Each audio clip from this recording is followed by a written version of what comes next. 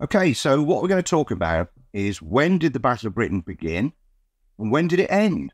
And what actually was Hitler's intention? And it's very interesting to see how this whole thing has evolved and indeed the level of confusion around those subjects then and now. So I've really studied this in great detail. I mean, as I'm sure most of you know, I'm writing an 8-volume official history of the Battle of Britain for the Battle of Britain Memorial Trust, and the first 2 volumes are now available. It is December 2023. So there'll be 8 altogether, and the project is 1 million words, pretty much, I would think, by the time we're finished. So when you're doing a project like that, you really are looking at things in really microscopic detail and checking all of the facts, all of the documents, and so on and so forth. And this is so complicated. There are so many dates involved with this that are significant. Now, 24th of May, 1945, the Air Ministry decided that they were going to recognise fighter aircrew who had flown operationally in the Battle of Britain with the award of a bronze clasp, which will be worn on the 1939-45 Star, the Battle of Britain clasp. And then, on the 23rd of July, 1945, the Air Ministry decide on the dates. That is the 10th of July 1940 to the 31st of October 1940, being the date between which the Battle of Britain was fought. So then we go to the 11th of September 1946, and Lord Dowding, who was an Air Chief Marshal, was Commander-in-Chief of Fighter Command during the Battle of Britain, published his dispatch on the Battle of Britain in the London Gazette, very important document, in which he arbitrarily, in his words, chose 10th of July 1940 as the start date of the Battle of Britain. Now, certainly there was heavy fighting on that day. In fact, the heaviest fighting so far, involving over 100 aircraft over the Channel. And that's really why Dowding chose that date, because he saw it as an escalation in the fighting. Although, as he said himself, for him personally, the Battle of Britain really began in September 1939. And you can see exactly what he's talking about, because Dowding's perspective on this is preparing for this aerial assault that he believes is coming. And he was right, wasn't he? But anyway, the thing was that some historians have argued that the Battle of Britain began with the Dunkirk air fighting, and that's just simply not the case. If the Battle of Britain is fought to deny the Germans the aerial supremacy required for a seaborne invasion of England, that cannot possibly be the case, because it was not, none of those air operations, none of that air fighting was appended to Operation Sea Lion, as it became, a plan to invade Britain by sea. Now, therefore, the Germans surely then, their strategy must dictate the Battle of Britain start and end, because it's got to be the aggressor, it's got to be the attacker, hasn't it, who has the initiative, who is saying, we're going to invade you, and from now on, all of our operations are appended to that objective. And really, that's what happened. To be fair, Germany's lightning fast advance to the Channel left everybody stunned, not least Hitler. Nobody expected it. So suddenly, there are airfields in the Pas-de-Calais that put even London within range of the Messerschmitt 109. And this is what provided the opportunity. It was unexpected, this unique opportunity. And again, other historians have argued that Hitler, had he come straight on after Dunkirk without this sort of prevarication, if you like, before the British Army had a chance to regroup and reorganise itself, then he could have literally walked straight in. Well, I mean, that's not true either, because the Royal Air Force and the Royal Navy would have had quite a lot to say about that, I think. But that wouldn't have been possible anyway, because the Channel ports had been bombed and devastated, and they were in a mess. So there was a lot of clear-up operation required to make the ports properly operational again Then, of course, you've got to assemble this great fleet of barges that is going to transport the German divisions across the Channel. So it wasn't as simple as that. But after the Dunkirk fighting, there was certainly a lull until the night of the 18th, 19th of June 1940, when about 70 Heinkel 111 bombers ranged over eastern England, and there were a number shot down. In fact, that night, Sailor Milan of 74 Squadron, a legendary South African, scored the Spitfire's first nocturnal kill. In fact, he got 2 that night, 2 Heinkel bombers. So that was really the first attack. And then it goes quiet again until the fighting starts over the Channel. And this is 2nd of July 1940. That date is significant because the fighting over the Channel started that day. And it's also the day that the Oberkommando de Wehrmacht informed the Wehrmacht that preparations were to be made for a seaborne invasion of Britain. So you could definitely argue a case for the 2nd of July being the start date of the Battle of Britain. Hitler was well aware of what a hazardous undertaking such an operation would be. He was fearful of the Royal Navy. There was a lot of differences of opinion between the Army, the Navy, and the Luftwaffe about the whole thing. They got no experience of a combined operation of this nature, and look how long D-Day took to plan and organise and deliver. You know, and this is all a lash-up job. This is overnight, virtually, this opportunity.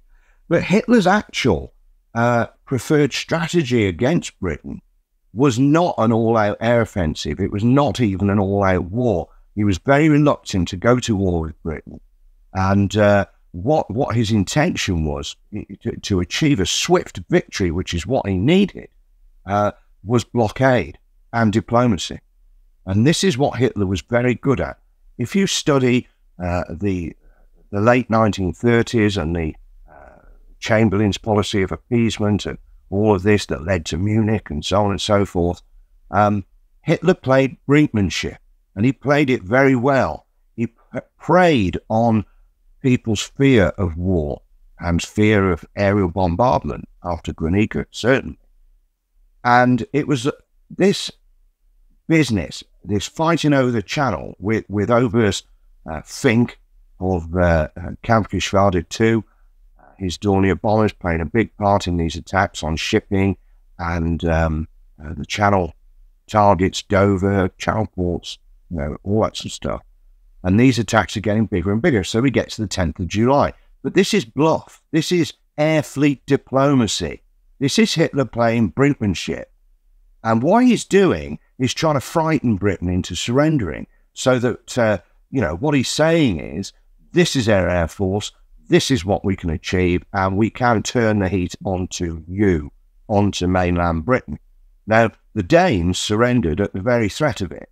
And the world had seen what had happened with Warsaw, Rotterdam, and as I said earlier, Guernica in the Spanish Civil War in the mid-30s. So, you know, there was a fear of air power and of aerial bombardment. And this is what Hitler's trying to do. But there is no way that Churchill and the War Cabinet are going to give in to this. But Hitler is absolutely deluded that there is still possibility that Britain will come to terms.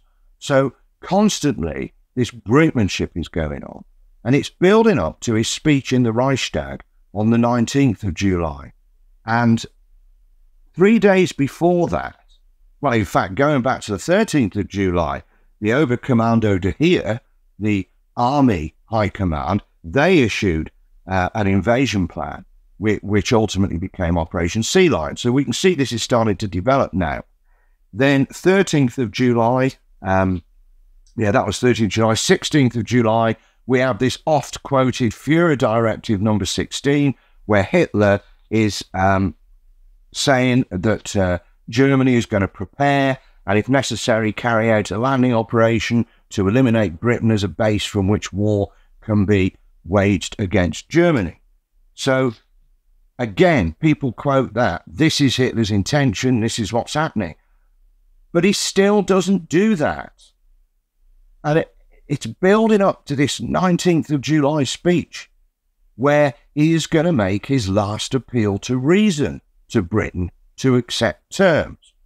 Now, that would have been his preferred option, of course. Britain accepts terms, and then he can turn his focus eastwards to Russia, which was always his intention anyway. So that's not going to happen. Churchill refused to respond. He said that he wasn't actually on speaking terms with Hitler. But then it was decided that there should be a formal response. And on the 22nd of July, Lord Halifax broadcast an indirect response, which made it quite clear that Britain were fully intended to fight on, no matter what. And this is interesting because Churchill, as a historian, knew that states that surrender, they just disappear. But states that go down fighting, their spirit is alive and they will be reborn. And we're even seeing that in the world today, aren't we, with what's happening in Ukraine. Incredible parallel there. So Halifax makes this quite clear. Now, this is a powerful message because Lord Halifax, or Lord Holy Fox as he was called, was a primary supporter of Chamberlain's appeasement policy. So the fact that Halifax, of all people, is delivering this Britain's fighting on message to Hitler is hugely significant for Hitler to receive the message in that way and from that particular peer. So still nothing happens. The Battle of Britain, as it's now called, is carrying on much the same. So why then have we got this dalliance from Hitler, this prevarication, this delay? And this delay, given the vagaries of the British weather and the English Channel, is wasting time. It's critical, wasting time. But in the end, after Halifax's rejection of his last appeal to reason, it's clear that there is no choice. Hitler cannot play brinkmanship anymore. There is no more room for manoeuvre. It is obvious that Britain is not going to surrender, and now he has to put his faith in Goering's Luftwaffe. Now, his deputy, Reich Marshal Hermann Goering, was totally confident that his Luftwaffe could beat the Royal Air Force and eliminate the Royal Air Force within given 4 or 5 days of unbroken weather. Oh, this is ridiculous. The Luftwaffe's intelligence was dreadful. They simply did not understand the strength of the Royal Air Force, the strength of Fighter Command, how the fighter defences were organised. The whole thing is delusional. But it is not to say that they are not going to try and that they are a fearful Air Force to be reckoned with, the Luftwaffe. Let's make no mistake about that. And we'll dissect the Luftwaffe in future videos and really look at that in detail. So eventually then, there is absolutely no choice but to carry on. And on the 31st of July, by then, Hitler is absolutely, 100%, there is going to be no diplomatic solution. So on that day, he tells Generalfeldmarschall Walter von Brauchitsch, who's the head of the army, and Gross Admiral Erich Raeder, the Kriegsmarine chief, that they are going to invade Britain. And he tells them this at a conference at his Berghof mountain retreat. And on the same day, Goering meets with his air fleet commanders, Generalfeldmarschall Hugo Sperler, Air Fleet 3 around the Cherbourg area, and Generalfeldmarschall Albert Kesselring, Luftwaffe 2, Pas-de-Calais, which is really going to bear the brunt of the assault on London and the southeast. And they are told that this is what's going to happen. There is going to be an extension of the ongoing air offensive, and the objectives of this is to destroy Fighter Command in a line south of the Gloucester to London line. And then, when that's been achieved, then the air offensive will be extended northwards until all RAF airfields are being attacked. So this is a clear escalation. This is now the Battle of Britain. So we've got interesting dates, haven't we? 2nd of July, a contender for the start of the Battle of Britain, because then we are talking about invasion. 10th of July doesn't sit with me.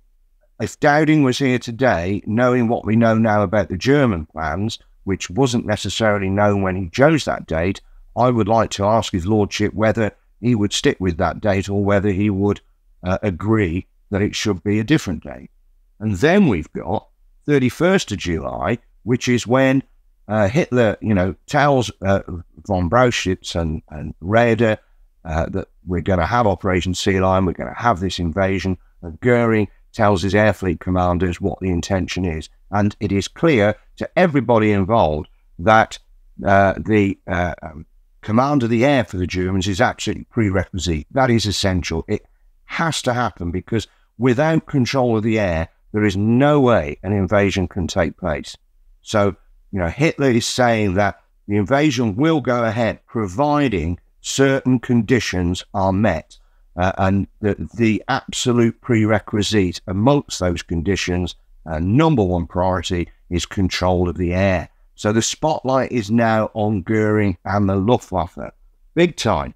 So why is it important? Why is it important when the Battle of Britain actually started? Well, it is important because of the recognition of Fighter Command aircrew with that tiny little bronze clasp to the 1939-45 star, the Battle of Britain class, the coveted Battle of Britain class that indicates that the wearer is one of the fabled few.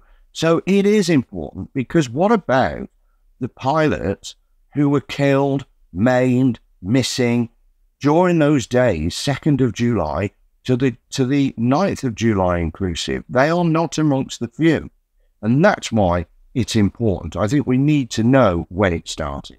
And the Battle of Britain Memorial Trust has a project now which I think is splendid. I think it is so important that those people and other people who served during the Battle of Britain in whatever capacity are recognised in some way.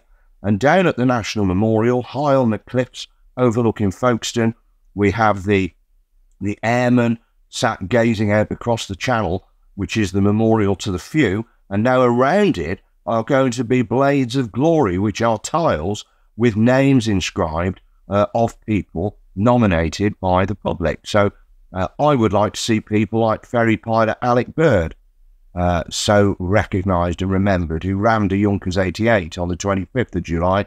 Because he's a ferry pilot, he's not one of the few. Sergeant Bruce Hancock collided or rammed with a Heinkel bomber, but because he was with training command, he's not one of the few. So that's brilliant. That's going to happen. That is at last some recognition. So we've now definitely got the Battle of Britain. Now we're into the 31st of July, and Hitler gives Goering until the 15th of September to achieve aerial supremacy. And the idea is that the whole thing is really going to escalate now, and these attacks on shipping and the Channel ports are going to increase in intensity, and it's going to really get going on the 12th of August was the original plan, with the Adlerangriff, which is the attack of the Eagles, which is now really going to focus down on the destruction of Fighter Command. And that's what we'll look at next. So it's a fascinating subject, I think, when you really start looking at the German plans and Hitler's strategy. And as we go through the Battle of Britain, you see how Hitler is thinking. We have some great primary sources like Count Cianu's diary, the Italian foreign minister who watched these events and often met with Hitler and his senior Nazi ministers and so on. So, we can see what Hitler is thinking and how this led to what happened the following year in 1941, looking east. And what a lot of people don't realise, I'm going to talk about this in detail because it's really important, is that Hitler's attack on Russia was not in isolation.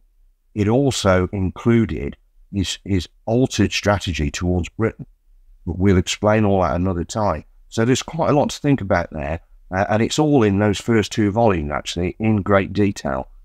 So we've got up now to the Adlerangriff, the attack of the Eagles, and we'll talk about that next time.